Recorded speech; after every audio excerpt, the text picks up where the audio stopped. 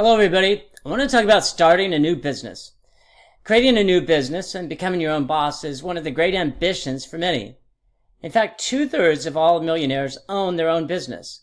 So it's certainly the primary path to economic freedom. But there's challenges, and there are opportunities as well. In particular, if you want to start your own business, there are several considerations that I would propose to at least ponder. Let's start. First, you have to find out why other firms in your industry failed. So just about anything that you start in life, we begin with research. Research. If you think that you have an idea whose time has come, you have to find out why it hasn't so far. And so you have to research what others in your field have done, their successes and failures, and then you have to find out specifically what they did well and what they didn't well, and where your niche will be. Along with the research, the first step is find out how some did not do well or did well. That's where you're going to find out what your competitive advantage. One of the most important things you can ever do in starting a business is determine what you can offer that somebody else can't. The primary reason you start a business is because you offer something that somebody else doesn't. Make sure it's very clear what it is before you get into business. As an example, if you're going to open up a hamburger store, make sure you can detail why your hamburger is going to be different than In-N-Out or McDonald's or Carl's Jr. If there isn't a competitive edge or difference, if you're not going to do something, make something, serve something that is different than what's in the market, you're going to find it exceedingly difficult to be successful. That is probably the most important part of starting a business. The second is financial resources. Most businesses fail because they do not manage their cash flow.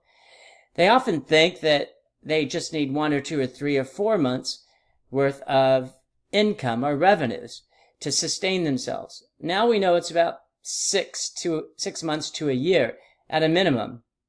Remember, you're creating a new business and others are already established in that business and industry. So you need some time to be able to build your business. Financial capabilities is absolutely key. Third is you have to absolutely know how to run a business. You have to have the talent to run a business. As an example, there's some people that are great bakers and they make great cupcakes or cookies, but they've never actually run a business where you have to hire and fire and determine leases and buy furniture. All they want to do is bake and they're excellent at it, but they also have to run a business too.